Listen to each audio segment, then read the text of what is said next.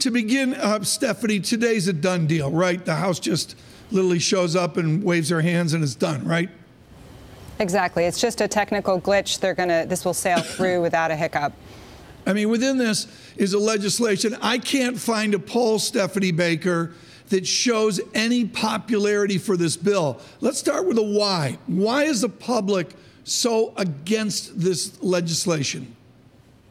Yeah, it's very curious. I mean, historically, tax cuts have been very popular, but the polls are indicating that 2/3 of Americans disagree with the plan, which indicates to me that the Democratic message is getting through that this is a tax cut for the wealthy and that the middle-class tax cuts are minimal. Now, the question is, will that change as the year goes on? When will people start feeling this tax cut? And, will they feel it enough for them to change their opinion on it? Stephanie, you know we like to talk to smart people like Stephanie Baker. Here is William Hoagland, who was with us yesterday, truly one of our most experienced financial guys in Washington. This is a stunning tweet.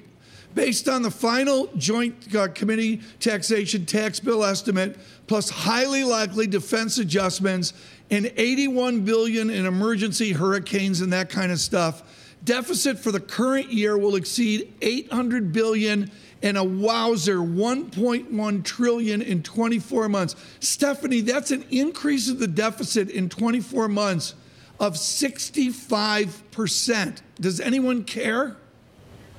It's incredible, actually. I mean, we all know that the Republicans are sort of genetically programmed to cut taxes, but they've also been hammering home this message about the deficit for years, for as long as I can remember. So the fact that the deficit has not been talked about as part of this tax bill is really quite remarkable.